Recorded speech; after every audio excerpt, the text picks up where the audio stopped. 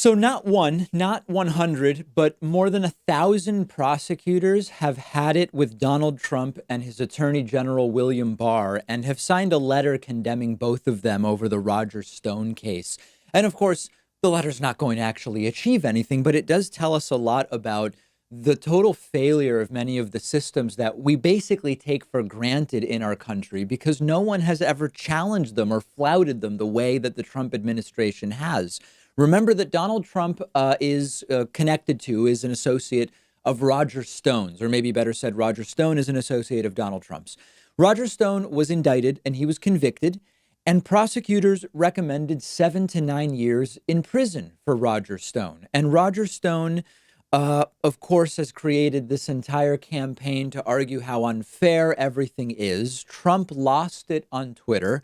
The Justice Department got involved, and very quickly, the recommendation went from being 7 to 9 years in prison time to simply a recommendation for some prison time. This led to multiple prosecutors saying, we can't be involved in this, resigning from the case altogether.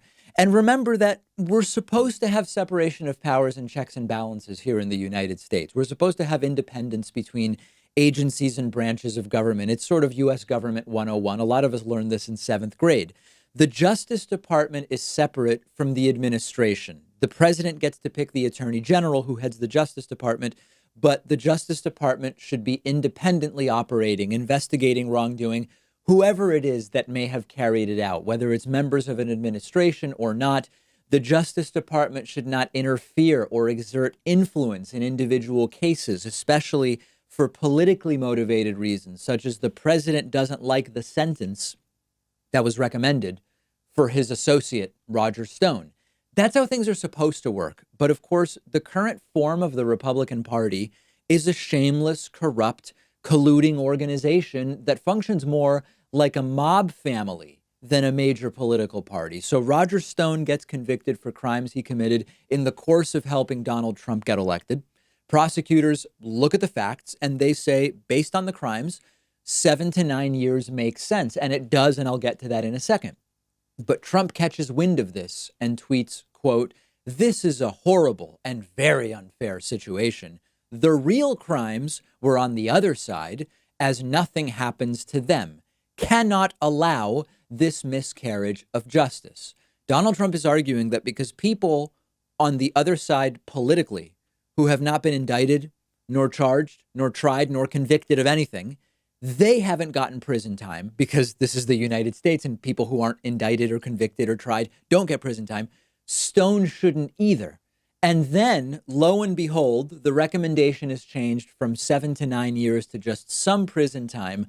And now 1,000 prosecutors, more than 1,000 actually, are furious. Trump says, well, I didn't tell the Justice Department to do this, which is, of course, ridiculous. He doesn't have to. The message gets to William Barr and the Justice Department that Donald Trump is not pleased. The idea that they are pushing is that the sentence is out of whack with the crimes that have been committed. But that's not true. Let's go through it. Federal sentencing guidelines, sometimes you hear about these wacky sentences that are way too light for certain crimes in local courts. These federal sentencing guidelines are very clear and they use a point system. Roger Stone obstructed justice. That's 14 points.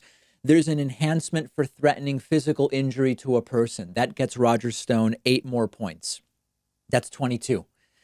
3 points for interference with the administration of justice. Another 2 points for extensive planning of the crime, significant premeditation.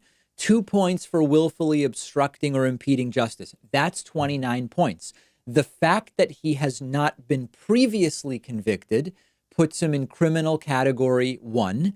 And the sentencing guidelines table says 87 to 108 months. That's 7 to 9 years. That's it. There's no real justification for a lower sentence other than political cronyism, other than this is a guy Trump likes. And in the end, it's likely going to be moot because remember that Donald Trump can just pardon him anyway. So do not let yourself be tricked into believing that this is some unfair sentence being carried out by some biased jury or an activist judge. We'll get to those allegations a little bit later.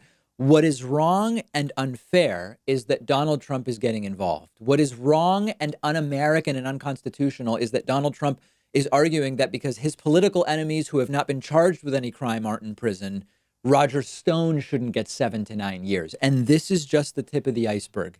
Donald Trump has an enemies list that he wants the Justice Department to go after. He has fired impeachment witnesses. He's attacked the foreperson of the Roger Stone jury. He says he can intervene in any case for any reason if he so pleases.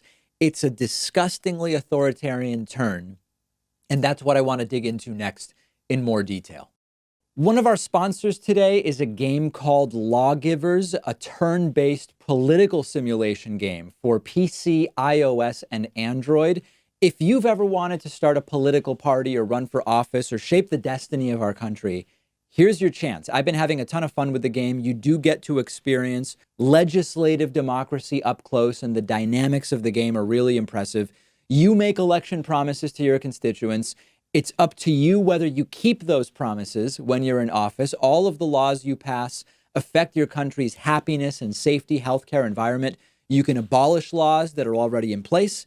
You can ratify the Constitution. You decide if you want the government to be a healthy democracy or authoritarian tyranny. You can be corrupt and take bribes. Political assassinations are part of the game. It's nuts, actually.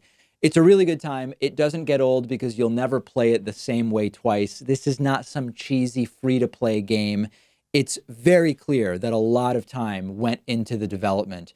It has very positive reviews on Steam and in the app stores, 4.5 stars or higher on all platforms. Go to davidpakman.com/game, which is where you can watch the trailer, download the game for Steam, iOS, and Android. That's davidpakman.com/game.